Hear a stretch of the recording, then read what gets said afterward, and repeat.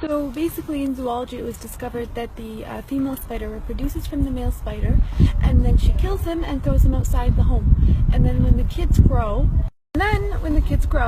they also kill the mom spider and they throw her outside the home. Technically it was discovered that the spider's home is the most bizarre home. It's the worst home ever built. And it was described in the Quran in one verse.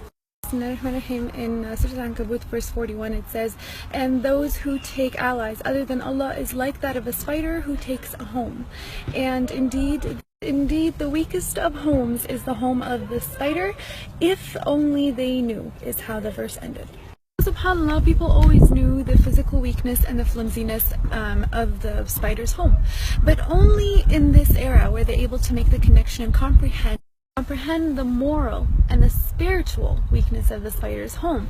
Hence why at the end of that verse it says, "if only they knew."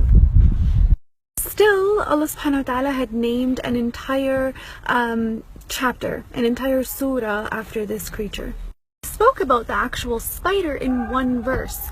The rest of the surah was about fitan, sins and temptations.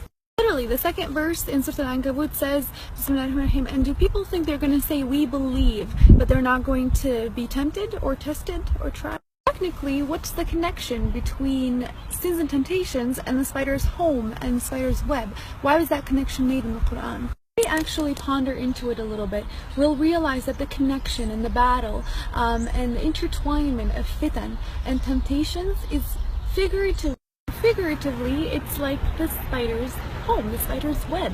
Temptations are everywhere. There's a lot of them, and sometimes they're very intertwined and connected, where sometimes it becomes very difficult for the fitan or temptations to be individually distinguished.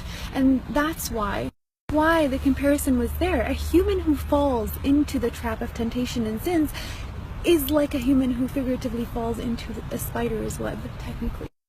Here's the thing, if we decide to leave that trap through seeking our Lord with His power and our will, that trap becomes very weak.